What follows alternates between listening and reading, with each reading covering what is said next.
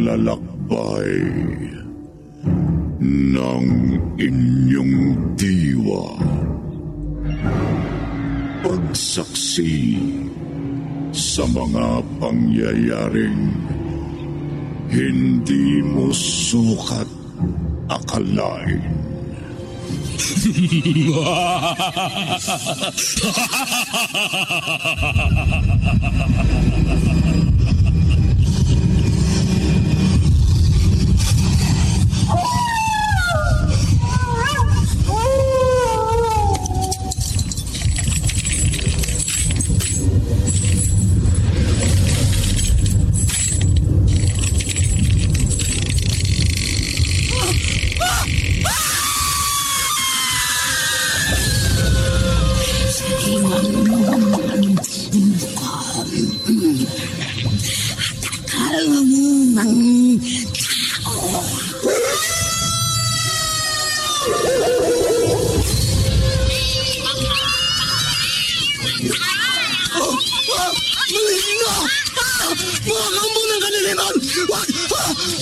Huwag kayong lalapit sa akin!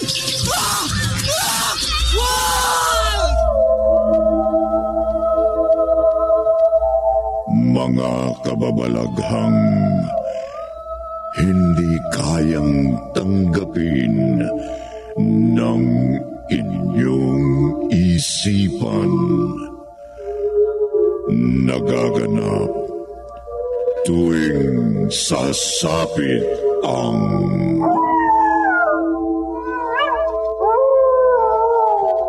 gabi ng lagim.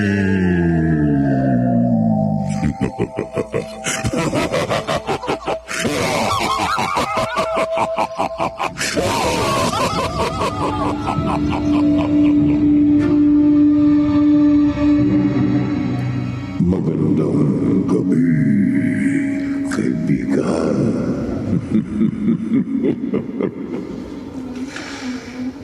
May taong likas na mapagsamantala at tuso, mapaghangad ng kapangyarihan. Makamtan lamang ang nais makamtan.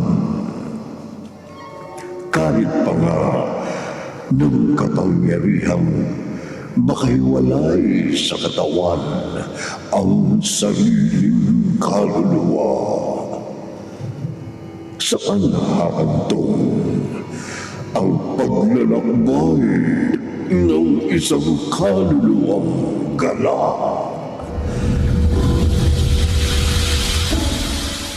Abram. Abrum. Orlinum. Abram. Alexa. Arinum. Alexa, Abrum. anong ginagawa mo dito sa likod bahay? Tinong. Sa ganitong oras ng gabi, nakapaligid sa iyo mga itim na kandila. Abrinum. Nakaluhod ka, nakadipang mga kamay at umuusal ng salitang hindi ko maintindihan. Tinong. Anak, ano ba ginagawa mo? Ano? Orlinum. Sinong mahalakhak na yun? Parang halakhak ng demonyo.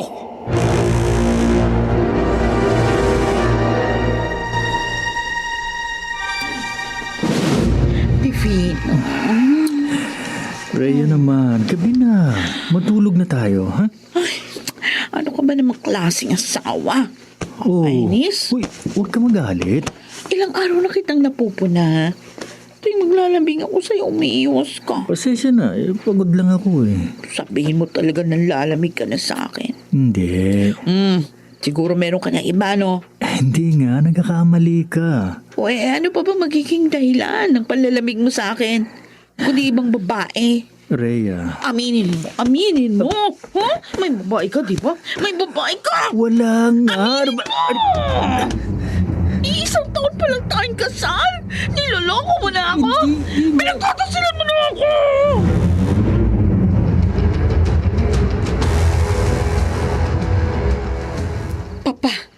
Huwag mo akong abalahin. Alexa, Pumasok ka na sa bahay. nakakakilabot ang ginagawa mo. Dahil siguro sa ginagawa mo yan, kaya parang nakarinig ako kanina ng halakhak ng demonyo. Tigilan mo yan. Huwag mo akong pakialaman. Oh, bakit ka ba nagagalit? Sinira mo ang konsentrasyon ko. Hindi kita maintindihan. Iwan mo na ako, Papa. Kaano ba kahalagang ginagawa mo? At pati kung magulang mo, pinandidilatan mo at pinagtatabo yan. Sabing iwan mo na ako! Hindi mo magagawa yan kung buhay lang ang mama mo. Dahil strict na yun. At hindi gaya kong pasensyoso. Kahit sino, hindi pwedeng makialam sa akin. Iwan mo na ako. Alexa, ano ba nangyayari sa'yo? Para kang sinasapian ng demonyo.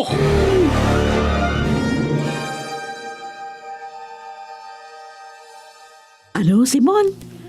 Parang sinasaniban ng demonyong anak mo si Alexa? Oo, Ella. Kaya tinawagan kita.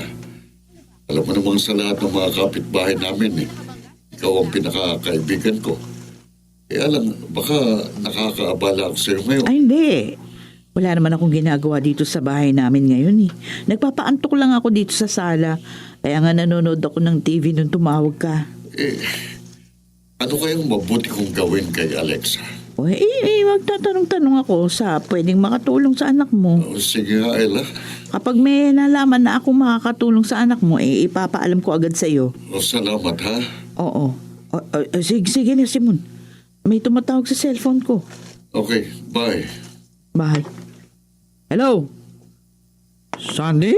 Hello? Tita Ella? Oh, bakit namatawag ka? Ay kasi po tita, nakita ko sa bakura namin yung pusa ninyong nawawala. Uy, naku, mabuti nakita mo. Kukunin ko na, baka maligaw pa yun. Tutulungan ko na po kayo sa paghuli sa kanya. Ay, sige, salamat. Naku, ang bait mo talagang kapitbahay, Sandy. Maganda ka na. Napakabait mo pa.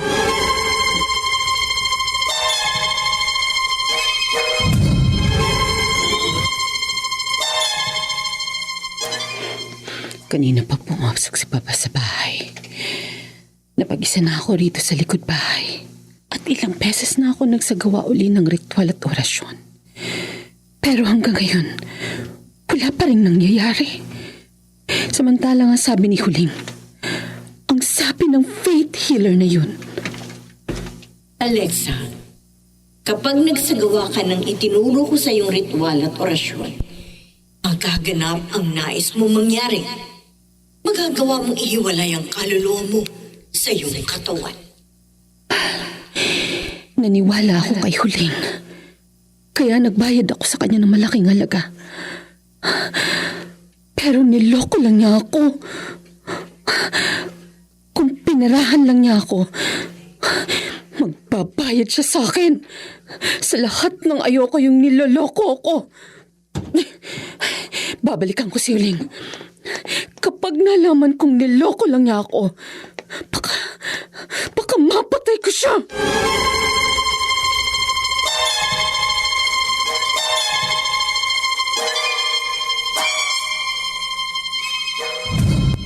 Hello, Divino. Alexa, mamaya ka na tumawag. Narito pa sa bahay siya. May inaasikaso sa kwarto namin. Akala ko ba kapag ganitong oras wala na dyan sa inyong asawa mo? At nakapasok na siya sa kanyang trabaho. Hindi pa siya nakakaalis ngayon. Kaya nga lumabas ka agad ako sa gate. Nang tumawag ka. Maalis si Rhea. Siguro dahil nagdududa siya na niloloko ko siya. Nagdududa ba si Rhea na akong karelasyon mo? Hindi. Buti kung ganun. Tiwala siya sa'yo dahil magkaibigan kayo. Sorry na lang siya. Walang kaibigan sa akin. Ikaw talaga. Napaka-selfish mo. Tuso ka pa. Sinusunod ko lang ang puso ko. Ewan ko ba kung bakit nahulog ang loob ko sa'yo eh. Tayo ang talaga nagmamahalan, Divino. Nagkataon lang may asawa ka na nang magkakilala tayo. Sige na. Baka magduda si Rhea kung magtagal pa ako rito sa labas ng Okay. Pero gagawa ako ng paraan para maging akin ka. Kahit anumang paraan.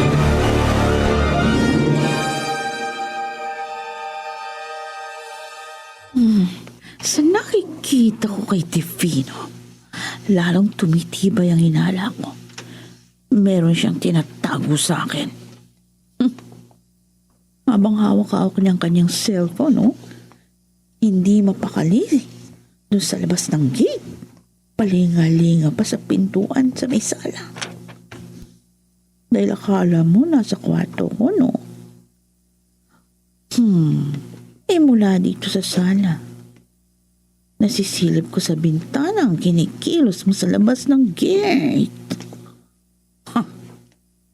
Mula sa araw na ito, palihim kong susubaybayan si Tifino. At kapag nahuli ko siya sa akto na niloloko ko, masama ang mangyayari sa kanya. Malagim!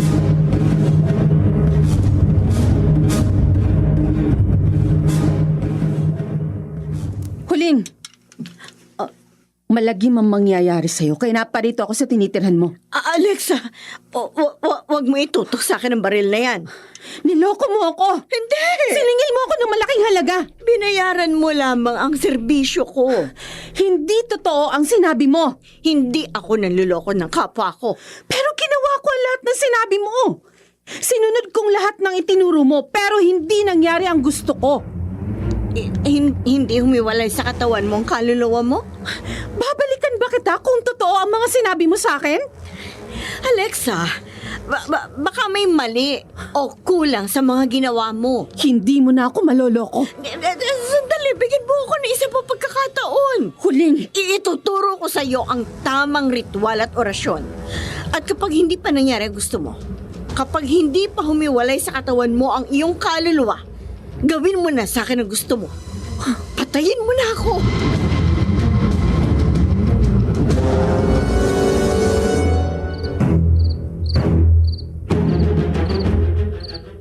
Mapapatay ko talaga si Huling kapag sumablay pa ang mga sinabi niya. Ang piling niya. Habang nagsasagawa ka ng ritual at orasyon, Alexa, ipikit mo ang iyong mga mata. Wala kang anumang iisipin kung hindi ang nais mong mangyari. At mapapatunayan mo ang bisa na itinuro ko sa iyong karunungang itim. Kaya ng sabi ng faith healer na yon. Luluhod na ako sa gitna ng may sinding mga kandilang itim na itinirik kong pabilog dito sa sahig ng kwarto ko.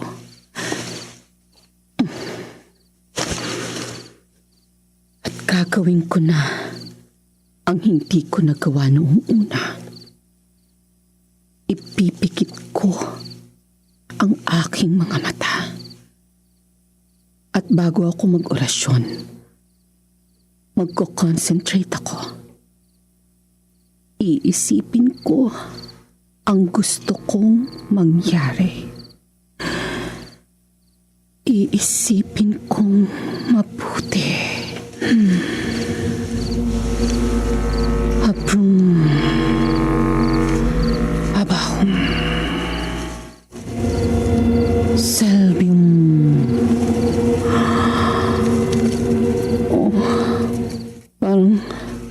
Parang umiikot ang paligid. Nagdidilim ang paningin ko.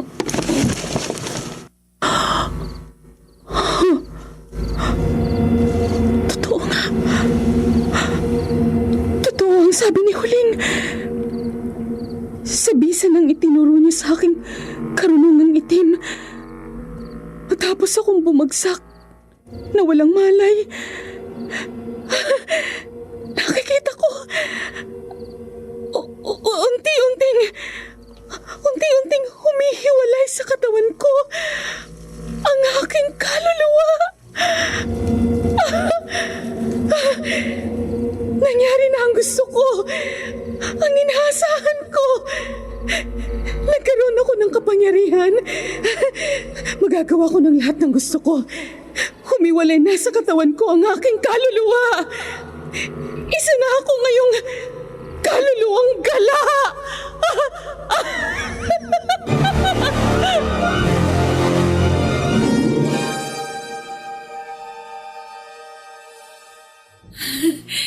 Makapangyarihan na ako. Napahiwalay ko na sa katawan ko ang aking kaluluwa. Nababalutan ko pa sa hangin ng kaluluwa ko kung saan ko gustong pumunta. At nakakalusot ako sa dingding. Kahit sa katawan ni Papa, lumalagos ang aking kaluluwa.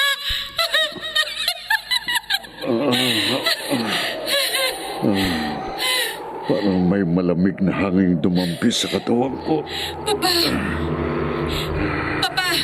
Ganito rin ang naramdaman ko noong kamamatay lamang ng aking asawa. Isa na nga akong ganap na kaluluwa. Hindi ako naririnig ni Papa. Hindi rin niya ako nakikita. Asawa ko, kung kaluluwa mo yan, huwag mo kong takutin. Ngayong subok ko na ang aking kapangyarihan. Gagala ako. Pupunta ako sa gusto kong puntahan. At walang makapipigil sa akin. Walang sino mang makapipigil sa isang kaluluwang gala.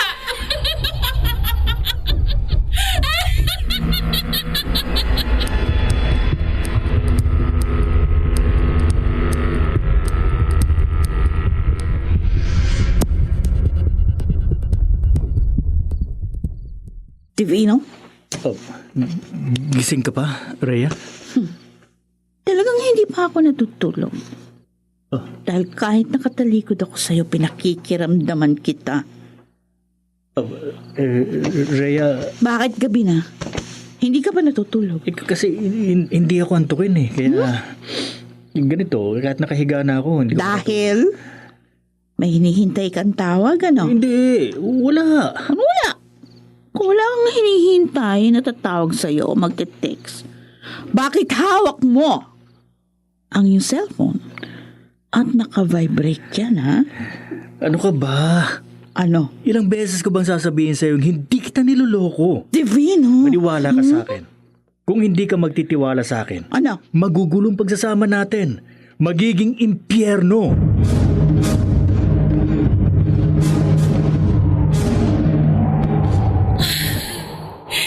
Sarap maging kaluluwang gala. Nakalulutang sa hangin. Lumalagos kahit saan. Nakakagala.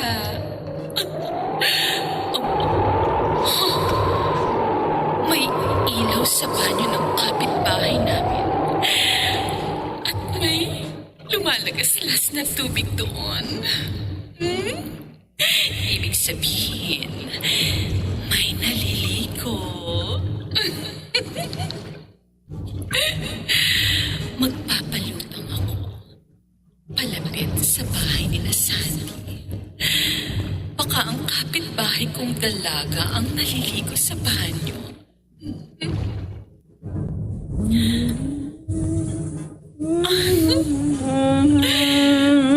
Tama ang hinala ko. Si Sandy nga ang narito sa loob ng banyo. At naliligo siya nang walang anumang saplot sa katawan. Kung nagkataong malaki ako, pagpipiesta ko ang magandang mukha at katawan ni Sandy habang naliligo. Pero hindi ako lalaki. Isa akong babae. Babaeng nagmamahal kay Divino kahit may asawa na siya. Kaya ngayong may kapangyarihan na ako, isa na akong kaluluwang gala. Makakagawa na ako ng paraan para tuluyang maangkin si Divino.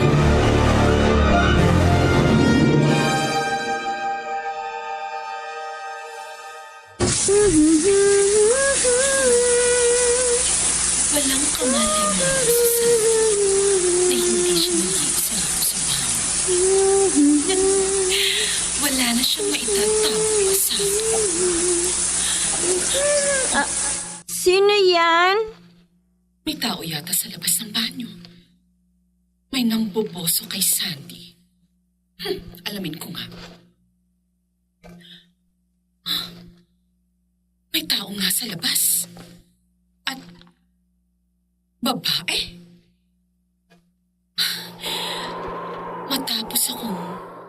Tumago sa dingding ng banyo. Nakita ko ang babaeng yun na tumakbo papalayo. Kilala ko siya. Si Aling Ella. Hindi ko akalain. Ang namboboso kay Sandy ay ang kapitbahay naming akala ko matandang dalaga. Pero tomboy pala. Mamboboso ba siya sa isang babaeng naliligo? Kung hindi siya tibo?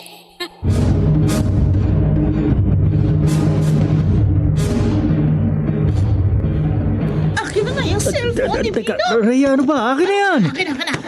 Baka Ano ba? nakakalimutan mo, ha? Mahirap ka pa sa daga nung magkakilala tayo. Pero minahal kita. Pinakasalan kita. Binigyan ng marangyang buhay dahil inasahan ko magiging tapat ka sa akin. Tapat naman ako sa'yo ah. Parang gusto ko na pagsisihan na binigyan kita nitong cellphone. Na magiging kasangkapan mo pa para lukuhin ako. Hindi kita niloloko. Aaminin mo nga ba na nambababae ka? Rhea naman eh. Ano ba? Binabalaan kita, ha? Kapag napatunayan ko na niloloko mo ko, babiyahe sa impyerno ang kaluluwa mo!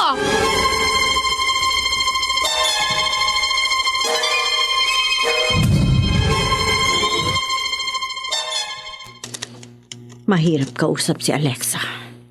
Mapanganib. Kababae, kadalagan niyang tao. Pero mapusok. Parahas. May sandat at handang pumatay kapag nagalit. Pero hindi ako papayag malagay sa peligro ang buhay ko. Ngayon na balasa ko na ang mga baraha, uusal na ako ng orasyon. Abrain. Abahum. Salva. Ngayon na usal ko na ang nararapat na orasyon. Huhugot na ako ng 3 sa mga nakataob na baraha. At pataob kong ilalapag sa mesa. Ngayon na ilapag ko na sa mesa ang 3 baraha. Dadamputin ko ang nasa gitna at ititihaya ko ng baraha para malaman ko kung ano na ang nangyari sa mga itinuro ko kay Alexa. Mahirap na mabigo ang inaasahan niya sa akin. Baka totohanin niya ang kanyang banta na papatayin ako. Salamat. Maliwanag ang mensahe ng isa sa mga barahang inilapag ko sa mesa. Nasunod.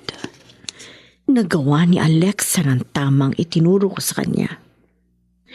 Kaya napahiwalay niya sa katawan niya kanyang kaluluwa. Makakahiga na ako ng maluwag ngayon dahil hindi na manganganib ang buhay ko kay Alexa. Pero hindi ko nasabi sa kanya. Ngayong isa na siyang kaluluwa, isang espiritu. Makakakita na siya ng hindi nakikita ng mga ordinaryong tao. Makakakita na siya ng mga mabubuti o masasamang espiritu. Makakakita na siya maging ng isang demonyo.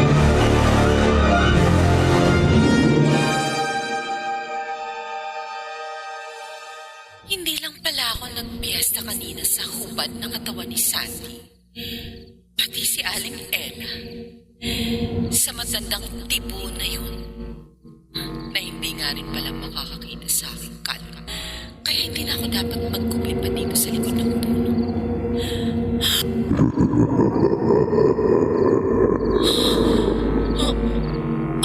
Ano ang lumulutang na yun sa hangin sa di kalayuan? Isang lalaking maitim at mabalahibo ang buong katawan. At may buntot at mga sungay. Demonyo! Totoong may demonyo!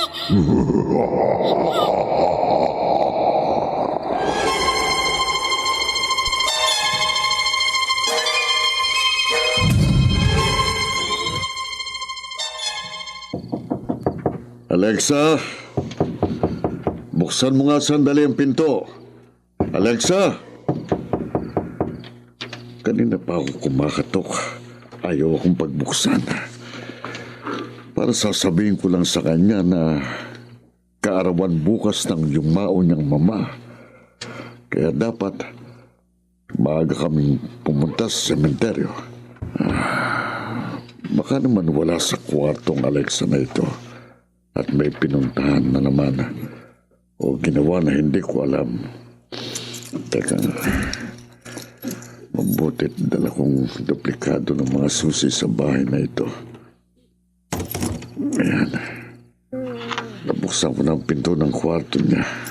Bubuksan ko ng tuluyan para malaman ko kung narito ang Alexa na ito.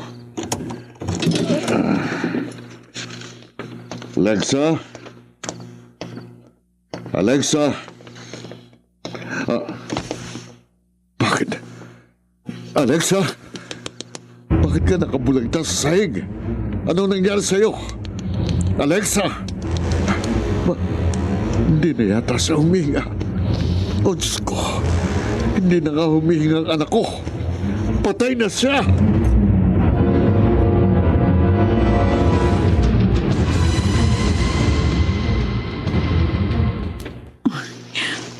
Magtatago ako dito sa likod ng puno para hindi ako makita ni Sandy. Ha? Biglang naging maalinsangan. Parang may naramdaman akong mainit na hangin na dumampi sa katawan ko. Pakinggan mo ang sasabihin ko. Parang may naririnig akong boses na bumubulong sa akin. Huwag kang magtago. Magbalik ka sa bahay nila Sandy. Ay, ano ba nangyayari sa akin? Sundin mo ko, Ella. Parang may naririnig na akong bumubulong. Pero wala naman akong nakikitang ibang tao. Magbalik ka sa bahay na pinanggalingan mo at gawin mo ang gusto mo. Gumawa ka ng masama, Ella. Sundin mo ko. Gumawa ka ng masamang gusto mo. Magpakasama ka.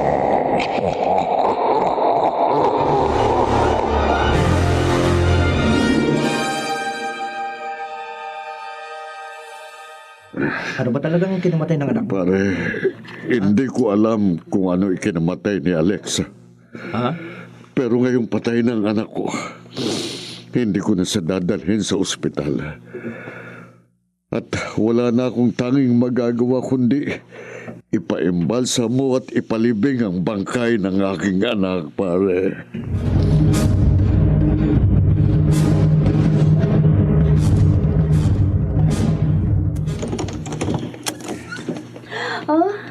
Sandy? Tita Ella? Bakit po kayo pumasok dito sa kwarto ko? Matagal ako nagpapantasya na maangking ka. Gandang-ganda ako sa'yo. Ha? Tita Ella? Tomboy po kayo? Oo. May pusong lalaki. Kaya sasamantalahin ko na nagsusulong ka dito ngayon sa bahay niyo. Huwag po, tita. Natiwan niyo po ako. Huwag ka magpumiklas. Dito, huwag niyo po itutok sa leg ko ang patalim na yan. Huwag ka papalag. Kung ayaw mo, humiwalay sa katawan mo ang ulo mo. Sa ayaw at sa gusto mo, papawiin mo ang matuhod ko ng pananabig sa'yo. Wag po! Wag! Wag po, tita! Wag po!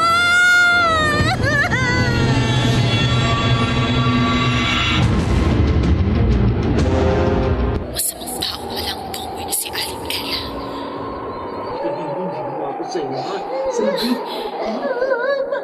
Pinagsamantalahan niya si Sandy. Kapag pinahamak ko, pabatao. At pinagbantaan pa. Bakit para akong tinatangay ng hangin? Saan? Saan ako dadali ng hangin? Saan?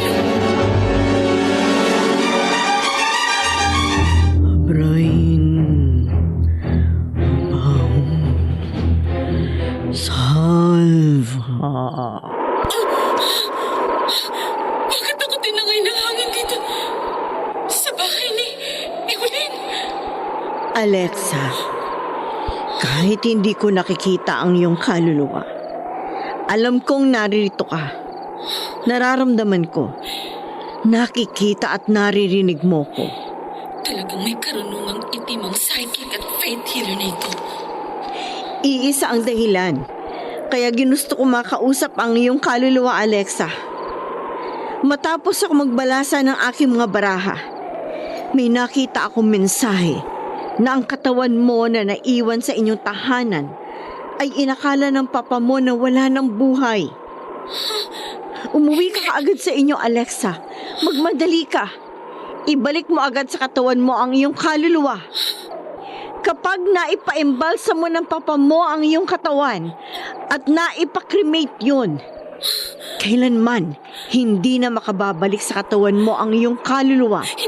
At habang panahon ka nang magiging isang kaluluwang gala.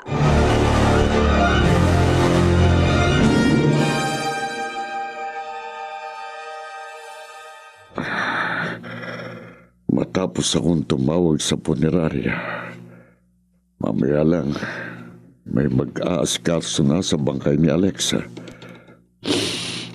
Kawawa naman ang anak ko. Parang natutulog lamang siya habang nakahiga rito sa kanyang kwarto. Ang kamay ng bangkay ni Alexa. Gumalaw ho. Dumilat siya. Papa. Bumangon. Nabuhay yung bangkay ni Alexa. Papa, huwag kang matakot. Nabuhay ang anak ko. Nabuhay ang patay. Hindi ko masisising matakot ka, Papa. Pero ang mahalaga, nakabalik ako sa katawan ko. Nakabalik ang kaluluwa ko habang hindi pa huli ang lahat. Tatawagan ko si Divino. Sabik na ako sa kanya. Kaya makikipagkita ako sa mahal kong si Divino.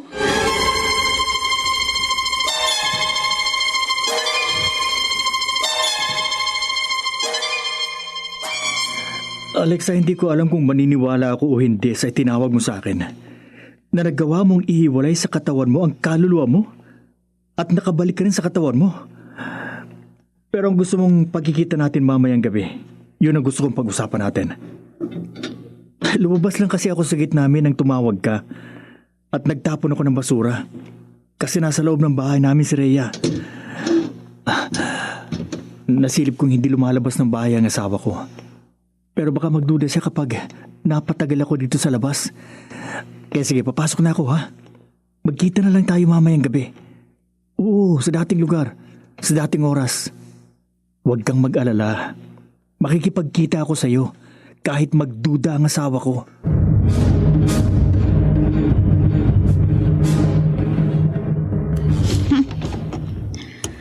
Hindi ako tanga, Divino.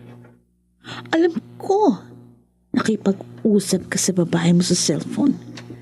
Kaya lumabas ka ng gate nang wala sa oras. At paano yung silip mo dito sa bahay, ha? Hindi ako magpaparamdam sa'yo na kanina pa kita sinisilip dyan sa labas. Magkukunwari ako nagbabasa ng dyaryo dito sa sala. Pero, humunta ka, Divino. Pagpapatuloy ako sa lihim na pagsubaybay sa'yo.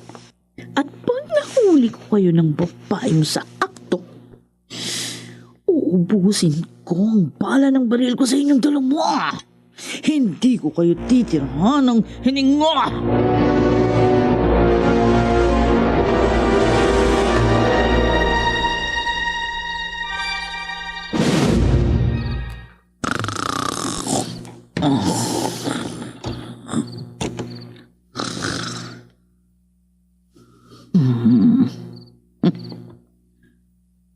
Kung inakala mong nalasing ako't nakatulog, Divino, nagkakamali ka. Hinintay ko lang lumabas ka ng kwarto bago ako bumangon.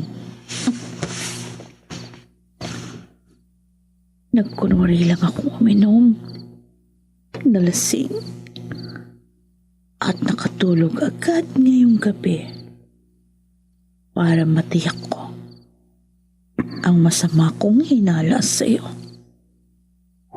Oh, bakit? Parang may malamig na hangin na dumampi sa katawan ko.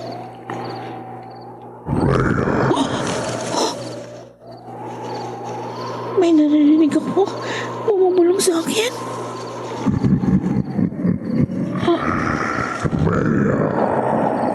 Parang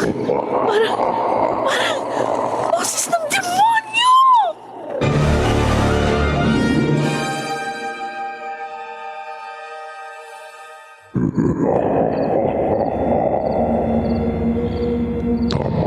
Nasa isip mo, Rhea. Isa na akong demonyo na bumubulong sa'yo. Demonyo nga kaya. Yung parang naririnig kong boses na bumubulong sa akin. Umalis na ang asawa mo. Ano pang hinihintay mo? Sundan mo na siya. Hulihin mo sa takto sila ng Kalagunya. Sundin mo. Parang may nag-uutos sa akin. Sundan mo na ang asawa mo, Rhea. At patayin mo na sila ng Kalagunya. Patayin mo na sila.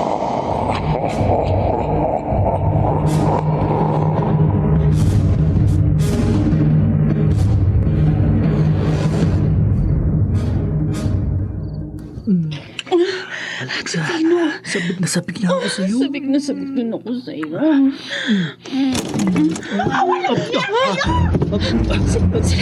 Rhea, Alexa! Ikaw babae ng asawa ko? Rhea, huwag mong itutok sa amin ni Alexa ang baril na yan. Rhea, Hindi ko akalain. Sa lahat ng tao dudungin sa dangal ko, ikaw pa! Ikaw pa na itinuri kong matalik na kaibigan! Rhea. Ang makikita kong kasiping ng asawa ko! Rhea, Matapos ko siyang sundin ng palihim na umalis sa aming bahay! Papatayin ko kayo! Bayag na mapatay mo! Teka, Alex! Papatayin ko kayo! Hindi kayo makakatakas! Mga taksin! Ay!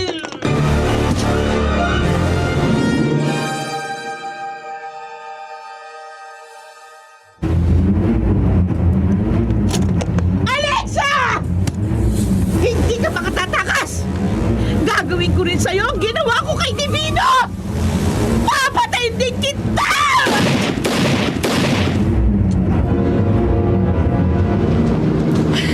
Ang hayop na si Rhea. Muntik niya ako napatay. Mabuti na lang natakasan ko siya. Ang kotse ni Rhea, humahabol sa akin. Tatakasan ko siya. Pero, paano ko siya matatakasan? Kahit saan ako magsuot, nakabuntot siya sa sasakyan ko. Desidido siyang mapatay ako. Wala pa naman akong dalang sandata. Oh, alam ko na. Alam ko na gagawin ko. Tatawag ako sa makatutulong sa akin.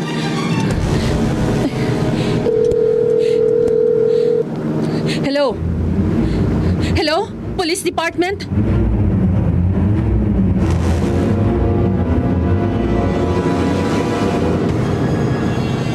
Humanda ka, Alexa.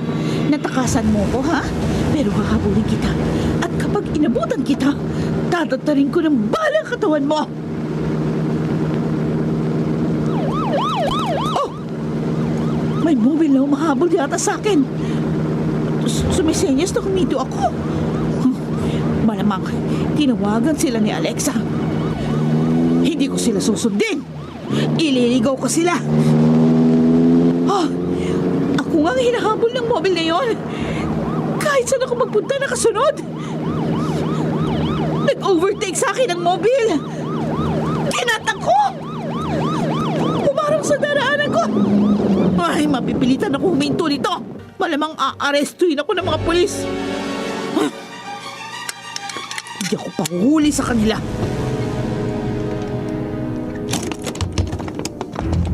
Huwag kang kikilos ng masama! Ihagis mo ang iyong baril! At sumuko ko ng maayos! Hindi! Hindi ako susuka! Hindi ako pahuhuli sa inyo ng buhay! Ito! Tatakasan ko kayo! Magkamatayan ako! Magkamatayan! Ah!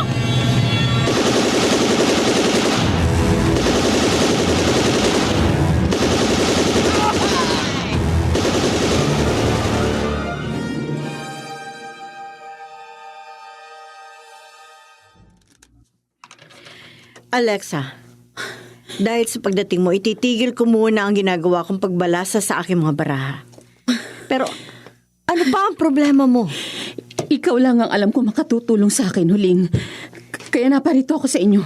Ikaw na rin ang nagsabing napatay ng mga pulis ang taong nagtangka sa buhay mo. Oo. Natakasan ko ang paghihiganti ni Rhea sa ginawa kong pakikipagrelasyon sa asawa niya. O, ligtas ka na. Pero napatay niya ang kanyang asawa. Ang lalaking pinakamamahal ko. Alexa, maraming lalaki. Si Divino lang ang lalaki para sa akin. Kaya nga nagangad ako magkaroon ng kapangyarihan para mapasa akin siya. Pero patay na siya. Buhayin mo siya. Wala akong kakayahan bumuhay ng patay. May kapangyarihan ka. May limitasyon ng karunungan ko bilang psychic o faith healer. Huling, tutulungan mo ko o madidisgrasya ka. Alexa, wag mo ako tutukan ng baril. Baka pumutok yan. Talagang puputokan kita kapag hindi mo ako tinulungan. Sige, susundin ko na ang gusto mo. Tutulungan kita. Pero, iisa lang ang alam kong paraan para mabuhay ang lalaking kinababaliwan mo. Paano? Ang makabalik sa katawan niya ang kanyang kaluluwa. Paano makababalik sa katawan ni Divino ang kaluluwa niya? Dahil sa pagtataksil niya sa kanyang asawa, dahil sa pagiging makasalanan niya, malamang napunta na ang kaluluwa niya sa impyerno. Sundan mo ang kaluluwa ni Divino sa impyerno. Ano? Paano ko magagawa yun? May kapangyarihan kang ihiwalay sa katawan mo ang iyong kaluluwa. Hindi ko alam kung nasaan ang impyerno. Makararating ka doon. Paano? Sa pamamagitan ng kaluluwa ng isang masamang tao. Hindi kita maintindihan. Makararating ka sa impyerno kapag nasundan mo sa pagpunta roon ang kaluluwa ng isang masamang tao. Ibig mo sabihin, maghihintay pa ako ng masamang tao na mamatay? Bakit ka maghihintay?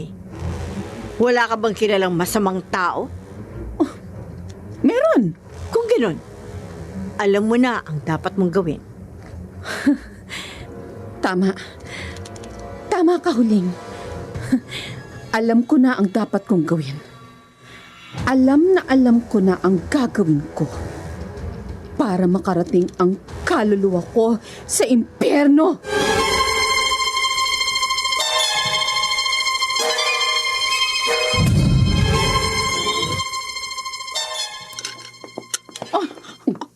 Alexa, bakit tinutukan mo ako ng baril? Sorry ka na lang, Aling Ella. Walang ibang saksi sa pagharang ko sa iyo rito sa kalye. Wala akong atraso sa'yo. Ang gaya mo makasalanan, masamang tao ang makatutulong sa akin para makabalik ang kaluluwa ni Divino sa kanyang katawan. Kaya mamamatay ka! Hindi ako masamang tao. Anong hindi? Mapagkunwari ka, mapagpanggap. Isa kang matandang dalagang may pusong lalaki. Tomboy! Tibo! Na gumahasa kay Sandy. At paano? Hindi na mahalagang malaman pa kung paano ko nabisto ang tunay mong pagkatao. Kung paano ko nalaman na isa kang masamang tao. Ang importante, isa kang masamang tao na dapat kong burahin sa mundo. Wag, Alexa. Para siguradong mamamatay ka, pasasabugin ko ang utak mo! Wag!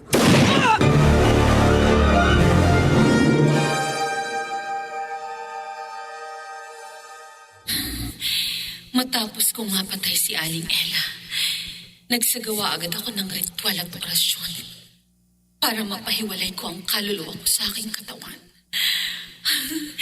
At ngayong gumagala, nagpapalutang-lutang na uli sa hangin ng aking kaluluwa. Masusundan ko na kung saan pupunta ang kaluluwa ni Aling Ella. Ayun. Ayun ang kaluluwa ni Aling Ella sa di kalayuan.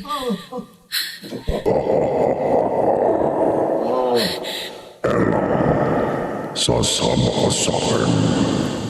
Gaya ng inaasahan ko, kukunin ng demonyo ang kaluluwa ni Aling Ella. Walang magagawa ngayong pagtutuli, Ella. Halika. Bitiwan mo ko, demonyo! Sa ayaw at sa gusto mo. Sasama ka sa akin sa aking kaharian.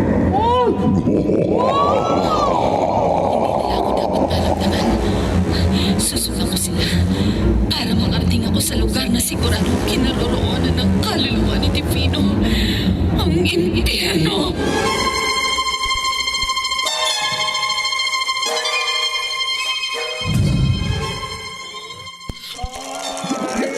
Demonyo! Bitiwan mo ako! Talagang bibitiwan na kita, Ella. Dahil nadala ko na ang kaluluwa dito sa aking kaharian. Napakainit dito. May dagat na kumukulong asupre na kinalulubungan ng maraming tao. Ang mga kaluluwang nakalubog sa dagat-dagatang apoy ay kaya kong masama, makasalanan.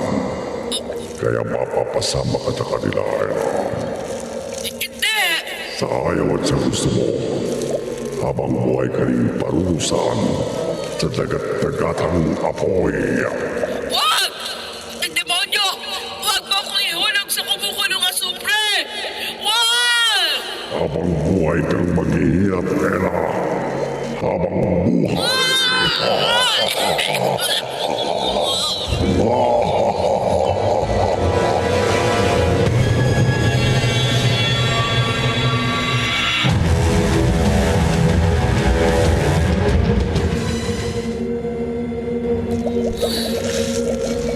Totoo pala ang impyerno. Ang dagat-dagatang apoy. Kung saan pinarurusahan ng mga kaluluwa ng mga tao. Naging masama at makasalanan nung nabubuhay pa sila. Napakainit. Napakainit sa lugar na ito. Lalo na siguro sa dagat ng kumukulong asupre na kinalulumugan ng maraming kaluluwa. Ayun! Ayun ang kaluluwa ni Divino! Kabilang sa mga nakalubog sa dagat-dagatang apoy! Kami sa akin. Alis ko ako dito sa dagat-dagat-apoy. Tulungan niyo ako. Kawawa naman ang kaluluwa ni Divino. Kailangan tulungan ko siya. Dapat makabalik siya sa kanyang katawan bago maging huli ang lahat. Mangyayari lang yun kung may tatakas ko siya rito sa impyerno. Ang demonyo nasa di kalayuan. Hindi niya dapat makita ang aking kaluluwa.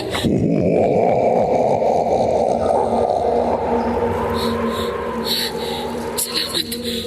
Hindi ako nakita ng demonyo. At lumutang siya sa hangin papalayo. Pagkakataon ko nang iligtas ang kaluluwa ni Divino. Divino! Divino! Alexa! Ako nga, Divino. Patay ka na rin. Napatay ka rin mo ni Rhea. Hindi. Buhay pa ako. Saka na ako magpapaliwanag sa'yo kung paano nakarating ang kaluluwa ko rito sa impyerno. Ang mahalaga maisama kita paalis rito. May tatakas kita. Itatakas mo? Oo, sasama ka sa akin. Mangyari na ang mangyayari. Itatakas kita rito sa impyerno.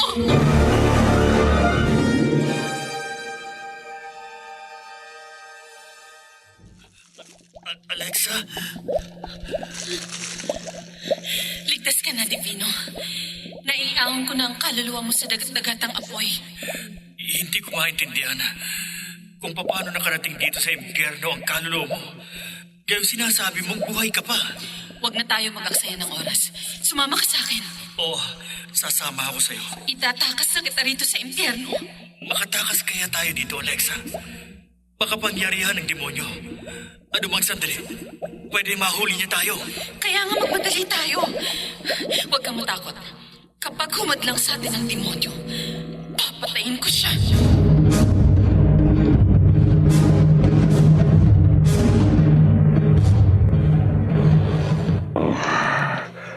Kinabi na ako sa pagbabasa ng magazine dito sa sala. Malamang tulog na si Alexa. Inaantok na rin ako. Bukas ko natatapusin ang binabasa.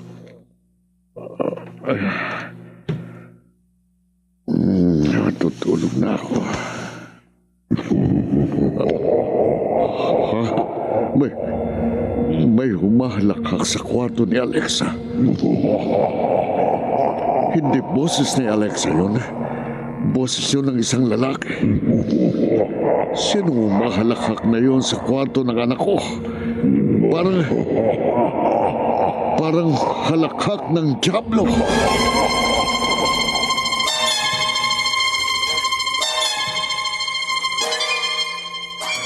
Kung totoo man ang kinatatakutan ko, kung may dyablo man sa kwarto ni Alexa, hindi ako dapat magpatangay sa takot.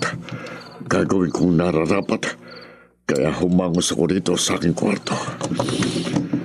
Ngayong nakuha ko ng naitatago kong krusipiho sa kabinet, papasok na ako sa kwarto ni Alexa. At itong krusipihong hawak ko, na pinaniniwalaan kong mabisang pangontra sa mga alagad ng dilim, itong ihaharap ko sa dyablo. Patnubayan at tulungan nawa ako ng Panginoong Diyos. Walang dyablo rito sa kwarto ng anak ko. Pero nasan si Alexa? Wala rin siya rito. Baka umalis siya nang hindi nagpapaalam sa akin. Saan siya nagpunta?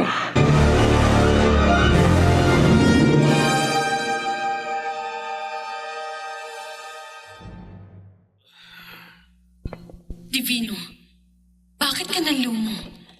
Naitakas ko ng kaluluwa mo sa impyerno. Oo, Alexa. Naiahon mo nga ang kaluluwa ko sa dagat-dagatang apoy. Pero paano pa ako makakabalik sa katawan ko? Naipaimbalsa mo na yun ng isang kamag-anak ko. Huwag kang mawala ng pag-asa. May paraan pa para mabuhay kang muli. Wala na. Meron. Gaya ng sabi sa akin ni Julia. Kapag naging huli na ang lahat, para makabalik ang kaluluwa ni Divino sa kanyang katawan, may pag-asa pang mabuhay siya muli. Kung sasanib ang kaluluwa niya sa ibang katawan. Ganon. Ganon, Divino. Ayon sa psychic at faith healer na si Julia, maaari kang mabuhay uli sa ibang katawan. Kung papayag ka. Payag ako. Kahit sa ibang katawan sasanib ako. Ang mahalaga, mabuhay uli ako. Oo, Divino. Ang importante, mabuhay kang muli. At maipagpatuloy natin ang ating pagmamahalan kahit nasa ibang katawan ka. Pero, paano? Paano makakasanib ang kaluluwa ko sa katawan ng iba? Paano?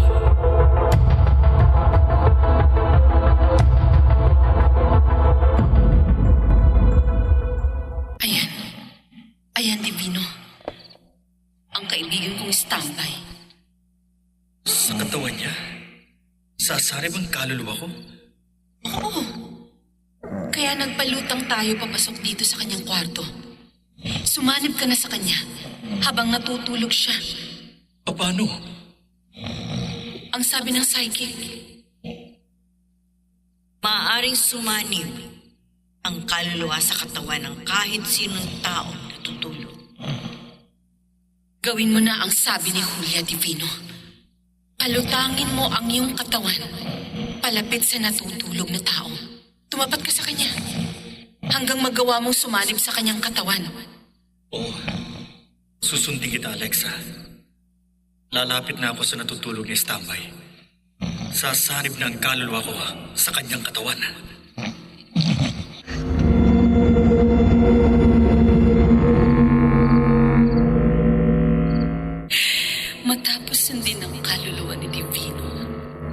Sabi ni Huling, nagawa niyang sumanib sa katawan ng ibang tao.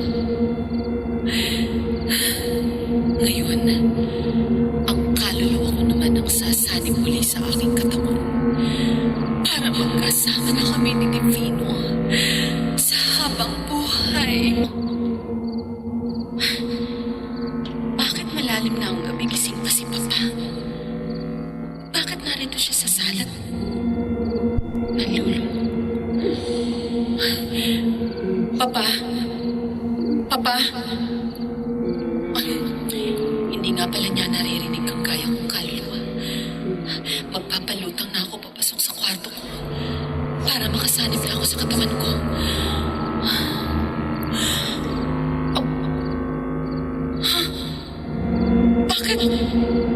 Bakit wala rito sa kwarto ang katawan ko? Nasaan?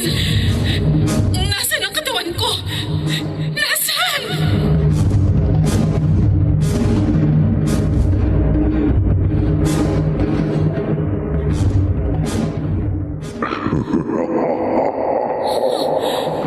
Alexa, Sino ka?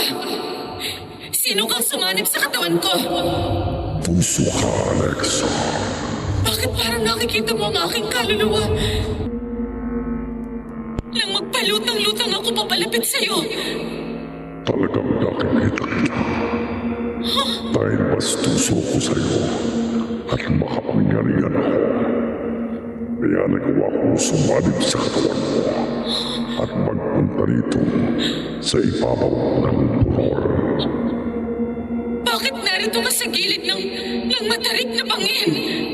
Masama ka, Alexa. May timon yung puti. Kaya ang tulad mo'y dapat lamang mamalagi sa aking kaharian. Katagat-dagatan ako'y sa habang buhay. Demonyo?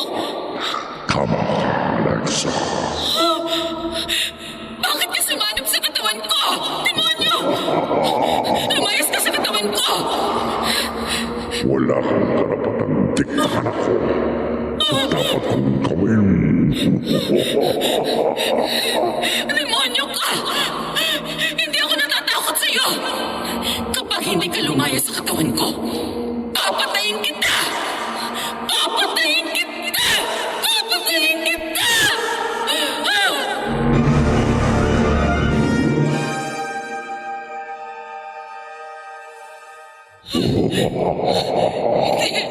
Hindi mo ko maaaring patayin, Alexa. Tumagos lamang sa katawan ko ang aking mga kamay. Walang kakayahan ng gaya mong kaluluwa lamang na pinsalain ako. Ako, nasisimula pa lamang naiiwalay mo ang iyong kaluluwa sa katawan mo. Lihim na kitang sinubaybayan. Alam mong nakarating ako sa impyerno at naitakas ko doon ang kaluluwa ni Divino.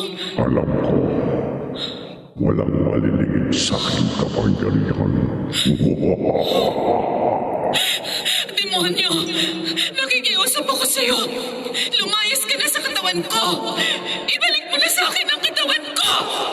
Kailanman, hindi ka na makababalik sa katawan mo ang iyong kaluluwa. Dahil tatalon ako rito sa bangin. Hindi!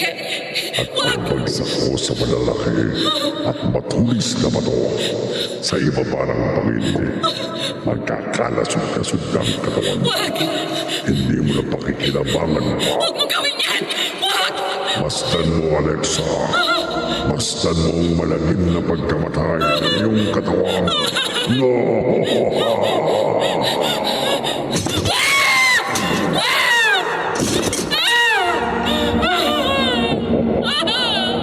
Alexa, Demonyo!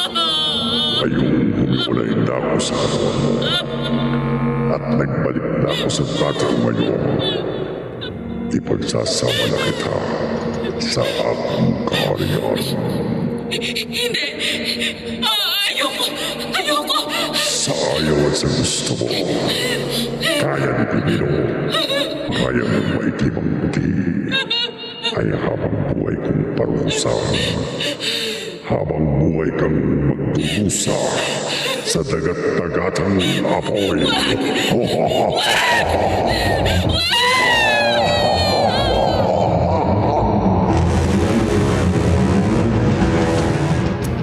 Alexa, anak ko, Tito Simon, nakikiramay po ako. Nakikiramay rin ako, Simon. salamat sa inyo. Biglang-bigla naman po ang pagkamatay ni Alexa. Hanggang ngayon, hindi ko pa rin mapaniwalaan ang nangyari, Sandy. Wala akong alam na dahilan para magpakamatay ang anak ko. Kaya natagpuan na lamang ang kanyang bangkay sa ibaba ng matarik na baril. Alam ko ang naging problema ni Alexa. Huling, noong gabing humalakhak siya na parang demonyo. Parang wala na siya sa kanyang sarili. Nawala si Alexa sa kanyang sarili. Dahil masyado siyang binulag ng masama at makasariling hangarin niya. Kahit labag yun sa mata ng tao at sa mata ng Diyos. Huling, Ngayon nasa dapat ng kalagyan ng kaluluwa ni Alexa. Tapos na ang pagkakalat niya ng lagim.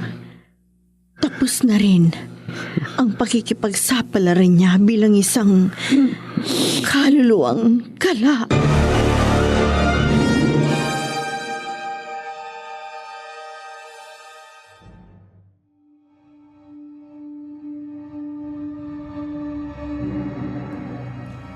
May ibang tao na nagiging masama at tuso.